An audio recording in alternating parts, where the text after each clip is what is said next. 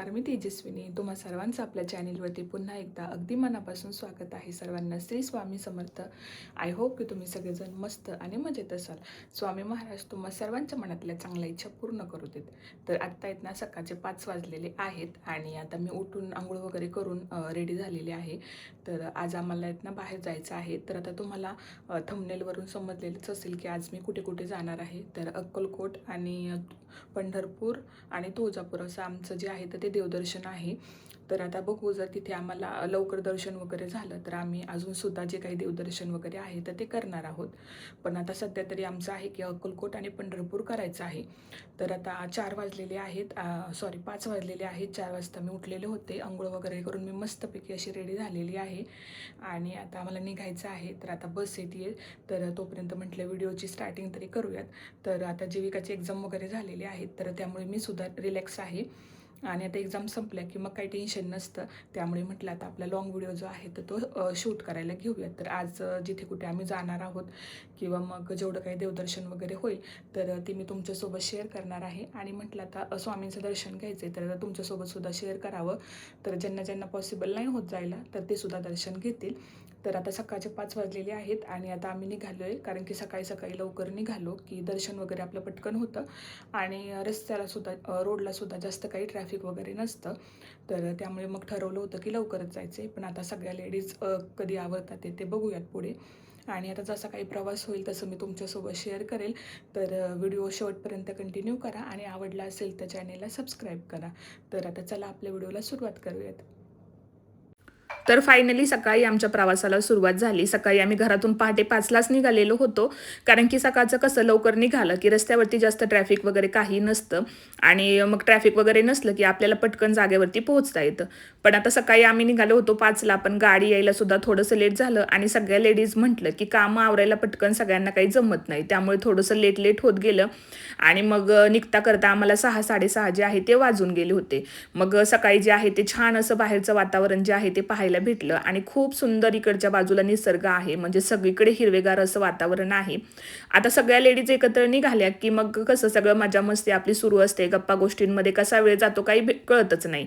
आणि इतर वेळी कसं आपल्याकडे एवढा जास्त काही टायमिंग नसतो, पण जेव्हा कधी आपण असं कुठे बाहेर फिरायला जातो ना त्यावेळेस आपल्याकडे खूप जास्त वेळ असा मोकळा असतो, त्यामुळे ना भरपूर अशा गप्पा आपल्या होत असतात. आता सकाळी आम्ही लवकर घरातून निघालेलो होतो, त्यामुळे नाश्ता वगैरे काही आम्ही केलेला नव्हता आणि मग म्हटलं आता एके ठिकाणी कुठेतरी थांबूयात आणि मग तिथेच म्हटलं नाश्ता करूयात. आता या साईडला आल्यानंतर नाहीत ना, म्हणजे सोलापूरच्या साईडला जास्त काही पावसाचं वातावरण नव्हतं, अगदी थोडासा असा हलकासा पाऊस येत होता आणि त्यानंतर पुन्हा जे आहे ते ऊन जे आहे ते पडायला लागलेलं होतं. तसं तर मला वाटतं की मग आपल्या पुण्याच्या भागाला खूप जास्त पाऊस आहे. इकडे आल्यानंतर ना खूप जास्त गरम होत होतं. पावसाचं वातावरण तर वाटत होतं, पण पाऊस मात्र काही अजिबात येत नव्हता आणि 2 दिवस आम्ही तिकडे होतो, पण अजिबात पाऊस जो आहे तो असा काही तिकडे झालेलाच नव्हता. त्याच्यापेक्षा मग असं वाटायचं की आपल्या इकडे जे आहे ते मोठ्या प्रमाणामध्ये पाऊस येतोय, पण या भागामध्ये काही पाऊस नव्हता. आता सकाळी आम्ही लवकर निघालेलो होतो, त्यामुळे आम्ही एका ठिकाणी जे आहे ते नाश्त्यासाठी थांबलेलो होतो. आता आपण नाश्त्यासाठी इकडे जास्त काही व्हरायटी नसतात, अगदी मोजकेच पदार्थ जे आहेत ते भेटतात. मग सकाळी आम्ही थोडासा नाश्ता वगैरे करून घेतला आणि मग पुढे पंढरपूरला आधी आम्हाला जायचं होतं आणि त्यानंतर आम्ही अक्कलकोटला पोहोचणार होतो. अक्कलकोटमध्ये आमचा मुक्काम होता, त्यामुळे मग निवांत आमचं असं चालू होतं, जास्त काही घाई गडबड करणार नव्हतो. पण पंढरपूरमध्ये पण आम्हाला पोहोचायला बराचसा लेट झालेला होता, कारण की एके ठिकाणी पोहोचल्यानंतर आमच्या गाडीचा जो टायर आहे तर तो खराब झालेला होता. त्यामुळे मग तिथे सुद्धा आम्हाला बराच वेळ थांबावं लागलं. जोपर्यंत टायर वगैरे सगळं व्यवस्थित असं लावून वगैरे होते गाडीला, तोपर्यंत आम्ही तिथेच 1 तास जो आहे तो तिथेच थांबलो आणि तिथे सुद्धा आमचा बराचसा वेळ गेला.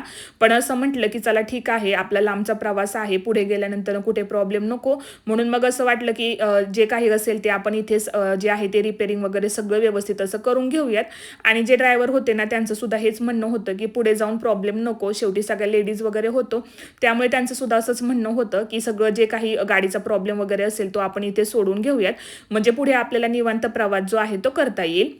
म्हणून मग गाडीचा जो काही प्रॉब्लेम होता तर तो आम्ही सॉल्व्ह केला आणि मग त्यानंतर आम्ही तिथे सुद्धा थोडेसे फोटोज वगैरे काढले, कारण की आता लेडीज म्हटलं की कुठेही आपण गेलो तरी सुद्धा लेडीज म्हटलं की मज्जा मस्तीमध्ये आपला वेळ निघून जातो आणि बाहेर गेल्यानंतरच आपल्याला असं जे आहे ते थोडेसे फोटो सेशन वगैरे करता येतात आणि त्यामध्येच आपला आनंद असतो. रोजच्या कामांमधून सुद्धा आपल्याला थोडासा ब्रेक जो आहे तो हवा असतो. असं बाहेर आपण कुठेतरी फिरून आलो की आपलं माइंड जे आहे ते छान असं फ्रेश होतं आणि पुन्हा आपल्या रोजच्या रुटीन जे आहे तेच पुढे चालूच राहतं. मग एके ठिकाणी ठिकाणी नाश्ता वगैरे केला आणि मग पुढच्या प्रवासाला निघालो. आता इकडे येत ना जास्त काही जेवणामध्ये व्हरायटी नसतात, म्हणजे जेवणामध्ये जास्त काही पदार्थ आपल्याला सोलापूर साईडला म्हणा किंवा मग पंढरपूर साईडला असं जेवण इतकं छानसं असं आपल्याला काही भेटत नाही. पण तिकडे एक स्पेशल गोष्ट जी आहे ती सगळ्या हॉटेलमध्ये तुम्हाला भेटते, ते म्हणजे मसुराची आमटी. आता मला तर ती काही जास्त काही आवडत नाही, त्यामुळे मी कधी इकडे आले ना तरी आमटी वगैरे ती काही मी घेत नाही.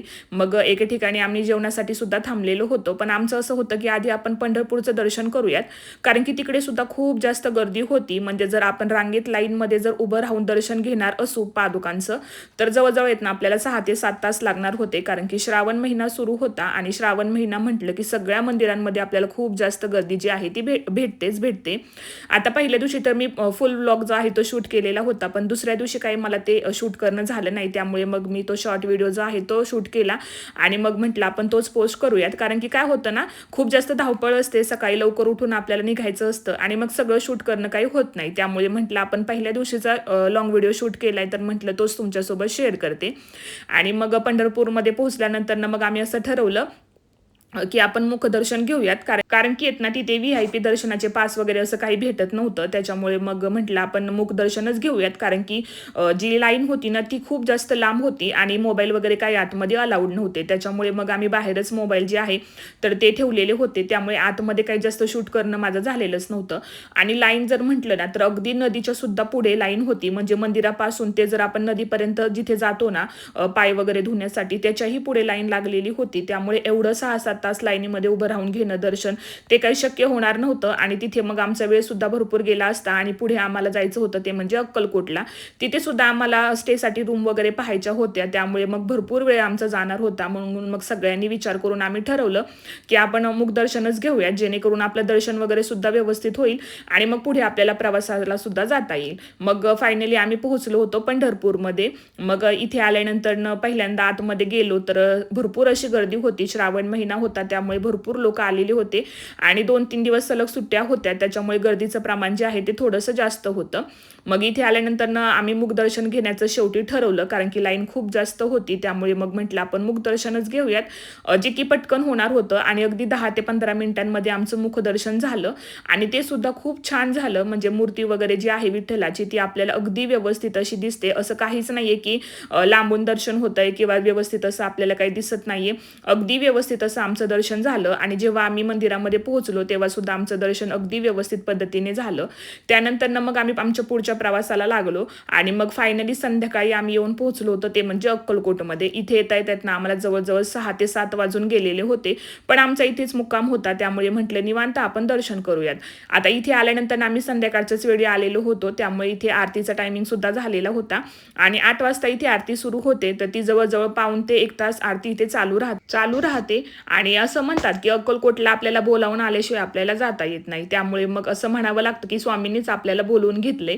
आणि मग इथे आल्यानंतर छान अशी आरती वगैरे सुद्धा झाली. पाऊण ते 1 तास आरती सुरू होती. स्वामींचं दर्शन सुद्धा अगदी छान झालं, जास्त काही गर्दी नव्हती, अगदी झटकीपट आमचं दर्शन झालं, त्यामुळे खूप छान वाटत होतं. आणि इथे आल्यानंतर ना सगळे मनातले विचार आपल्या निघून जातात आणि असं वाटतं की तासनतास आपण इथेच मंदिरामध्ये बसून राहावं.